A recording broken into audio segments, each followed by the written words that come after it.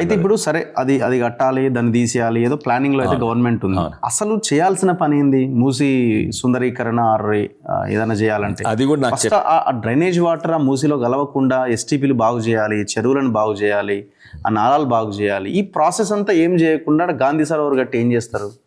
Correct అండి. ఇప్పుడు మీరు స్టార్టింగ్ వికారాబాద్ నుంచి వచ్చేది హైదరాబాద్ ఎంట్రెన్స్ వరకు ఏ ఇబ్బంది లేదు.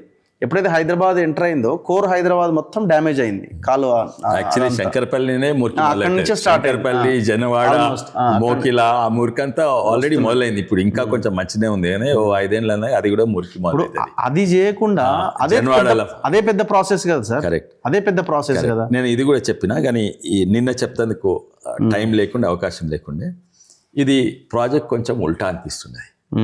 మొట్టమొదలు చేసేది లాస్ట్కి చేస్తున్నారు, లాస్ట్కి చేసేది ఫస్ట్ చేస్తున్నారు. మూసీ సుందరీకరణ చాలా మంచిది. అక్కడ సాబర్మతి చేయొద్దని ఎవరు అనట్లేదు, అనడం కూడా కరెక్ట్ కాదు.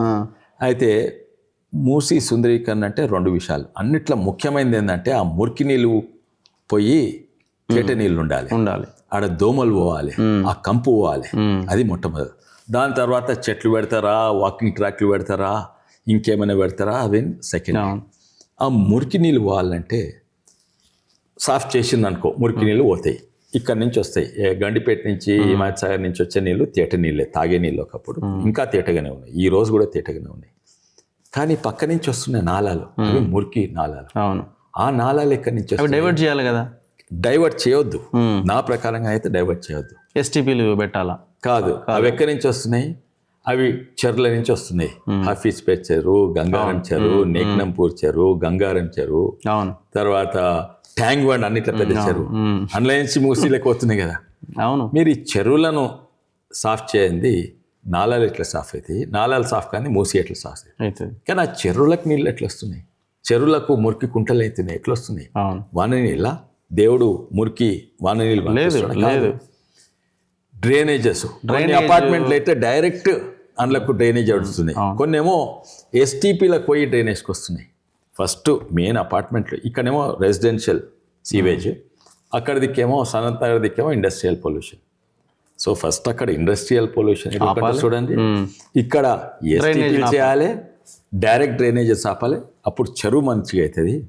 చెరువు మంచిగా అయితే చెరువు నుంచి వచ్చే నాళాలు మంచిగా అయితే, ఆ నాళాల తేట నీళ్ళు ఉంటే మూసి తేట నీళ్ళు అవుతాయి. అయితే ఇది ఇప్పుడు ఇంజనీర్లు తప్పుదారి పట్టించినరా అది తెలియదు. సో ఈ ప్రాజెక్ట్ను తప్పక రివ్యూ చేయాలి. నేను ఇది 13వ తారీఖు ఈ నెల మీటింగ్ పెడతానంట, పార్లమెంట్ ఫ్రైడే. నేను తొందర వస్తాను, ప్రయత్నం చేస్తాను, తప్పనిసరి ఈ ఇష్యూ లేపుతాను. అంటే నేను అనుకోవడం 5,000 కోట్లతోనో సినిమా చూపిస్తారేమో అనిపిస్తుంది నాకు.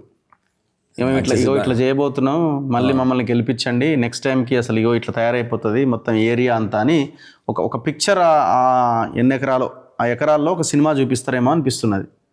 దాన్ని అనువైన ప్లేస్గా వాళ్ళు ఎంచుకున్నారు. అంతకుమించి ఆప్షన్ ఏముంది? ఇప్పుడు మనం చెప్పినవన్నీ కాకుండా మంచినీళ్ళు లేకుండా నువ్వు మురికాలలో ఏం చేస్తే ఏం లాభం? అయితే రాజకీయాలలో ఈ దేశంలో ఆ దేశంలో సినిమాలు చూపెట్టే అవసరం ఉంది. పాలసీలు మన దేశంలో మంచి పాలసీలకు లోపం లేదు, ఆ పాలసీ ఎట్లా మళ్ళీ ఇంప్లిమెంటేషన్. రైతాంగాన్ని అసలుకు నీళ్ళు లేవు, ప్రతి రైతుకు నీళ్ళు కావాలి, ఇది అని కాళేశ్వరం కట్టేసి, ఆ పాలసీ మంచిగా ఉంది కానీ ఆ కాళేశ్వరం అమలు చేసుడు మంచి లేదు. అట్లనే ఇది పాలసీ మంచినే, మూసీ సుందరీకరణ మంచిగా ఉంది, దాన్ని ఎట్లా అమలు చేస్తారో అది proof of the pudding is in the eating అంటారు. అది ఎంత మంచిగా కనబడ్డా ఆ పుడింగ్ తిన్న నోట్లో పెట్టుకున్నప్పుడే అది మంచిగా ఉందా లేదా తెలుస్తుంది. అయితే అమలు ఎట్లయితుంది? ఈ అమలు చేసేట్లా చాలా ఎంతోమంది ఇంట్రెస్ట్ ఉంటుంది. అది తప్పుదారి పట్టకుండా ప్రభుత్వ అధికారులు ఉండరు. కానీ అన్నింటిలో పెద్ద టెస్ట్ ప్రజలు మెచ్చుకోవాలి. నా వీడియోలు కాదు, నా పవర్ పాయింట్లు కాదు. ఇప్పుడు నిన్న ఎకో పార్క్ చేసిన ప్రతి ప్రజలు మెచ్చుకుంటారు, కానీ రేపు మూసి చేస్తే మెచ్చుకుంటారా? అయితే మాటనైతే ఇచ్చింది ఏంటంటే ప్రజలకు నష్టం కాకుండా చేస్తే సంతోషమే ఎవరు చేసినా. ఇంకోటి దీంట్లో కేంద్ర ప్రభుత్వం కూడా సహకరించాలి. వాళ్ళు నిజంగానే చక్కదారులు పోతే కేంద్ర ప్రభుత్వం తప్పనిసరి సహకరించాలి. దాంట్లో నేనే ఫస్ట్ ఉండి రాజ్నాథ్ సింగ్ గారు రమ్మంట, ఇచ్చేయమంట, మేమందరం కూడా ఉంటాం. అయితే చూడాలి ముందు. కానీ ఒకవైపునేమో ఇప్పుడు రిటైర్డ్ ఎంప్లాయీస్కి డబ్బులు ఇవ్వాలన్నా లేవంటున్నారు. నిన్న కూడా అదే స్టేట్మెంట్ ఇచ్చింది కదా, రిటైర్డ్ ఎంప్లాయీస్ డబ్బులు ఇద్దామని అనుకుంటే అకౌంట్ ఖాళీగా ఉంది అని అంటున్నారు. నా దగ్గర ఉన్నదే ఇది, ఏం చేయనో మీరే చేయండి అని అంటున్నారు. ఇప్పుడు ఇది ఏం చేసినా ఇదంతా అప్పులు తెచ్చి చేయడమో ఏదో దాంట్లో చేయాలి. ఎన్ని వేల కోట్లని తెస్తారు అట్లా? ఎన్ని వేల కోట్లని తెచ్చి ఎన్ని సంవత్సరాల్లో చేస్తారు ఇది? కరెక్ట్. అయితే ప్రాజెక్ట్ ఎటువంటి మనకున్న వనరులను ఉపయోగించుకొని మనం బేసిక్ ఇన్ఫ్రాస్ట్రక్చర్ ఎట్లా బిల్డ్ చేయాలన్న దాని మీద ఫోకస్ చేయాలి. కరెక్ట్. ఇప్పుడు అదే 5,000 కోట్లతోని మంచినీళ్ళు ప్రవహించేలాగా ఏమైనా ప్రయత్నం చేయగలుగుతామా? అవసరమైతే ఇంకో 5,000 కోట్లు ఇంకేమైనా తెచ్చి దాన్ని ఫస్ట్ సుందరీకరణ కంటే ముందుగా మంచినీళ్ళు పోయేలాగా చేయగలుగుతామా అన్న దాని మీద ఫోకస్. పైసలు నిధులు ముఖ్యమండి, కానీ అన్నిట్లో ముఖ్యమా నిధులు పైసలు ఎట్లా వాడతారు అదే ఇంకా ముఖ్యం.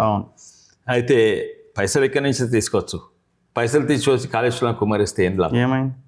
పైసలు తీసుకొచ్చి మూసిలో కుమ్మరిస్తే ఏం లాభం? అదే మురికి నీళ్ళతోటి పైసలు కూడా పోతాయి. అయితే దీన్ని అమలు చేస్తుంది. దీంట్లో క్రిటిసిజం ఉండాలి, మనం చేస్తే వాళ్ళు వినాలి. అయితే దీంట్లో పబ్లిక్ను ఇంకా అవగాహన ఉన్నోళ్ళు చెప్పింది వాళ్ళు విని చేస్తే సంతోషం. అందుకే ప్రెషర్ చాలా ఇంపార్టెంట్.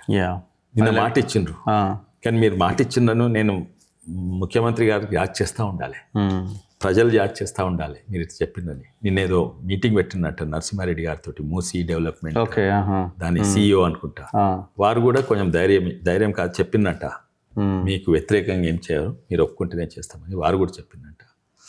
అయితే అట్లయితే నాకు సంతోషమే. కానీ ముఖ్యంగా అది కూడా చేసింది అనుకోండి, సరే వాళ్ళ అనుకూలం, అది ఓన్లీ మధు పార్కే వర్తిస్తుంది. కానీ హైదరాబాద్కి ఏమవుతుంది, మూసీకి ఏమవుతుంది కాదు సార్. ఇప్పుడు అట్లాంటి మధు పార్కులు ఎన్ని పోవాలా? అవును, ఎంతమందికి కట్టిస్తారు అట్లా? అవును, ఇక్కడ నుంచి మొదలు పెడితే చాలా కబ్జాలు ఉన్నాయి కదా. ఇది కాదు మధు పార్క్ కబ్జా కాదు, మధు సారీ ఇప్పుడు రియల్ ఎస్టేట్ కంపెనీలు మధు పార్క్ లాంటి జెన్యూన్ గా కట్టుకున్న ఇండ్లు ఉన్నాయి. మరి అవన్నీ తొలగిస్తే ఎక్కడెక్కడ వీళ్ళు అకామిడేట్ 2,000 కోట్లు. ఇంతకు ముందు ఉన్న ప్రభుత్వాలు మూసీ నదినే కట్టే శ్రీ ఆదిత్య అది మూసీ నది.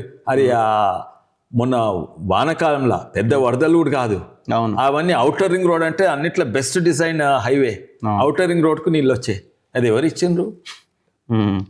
అప్పుడున్న మున్సిపల్ అడ్మినిస్ట్రేషన్ మంత్రి, ఇప్పుడు మున్సిపల్ అడ్మినిస్ట్రేషన్ మంత్రి రేవంత్ రెడ్డి గారు, అప్పుడున్న ముఖ్యమంత్రి గారి కొడుకు. మొన్న పోయినా స్టిల్ వర్కింగ్ అక్కడ చూసినాం.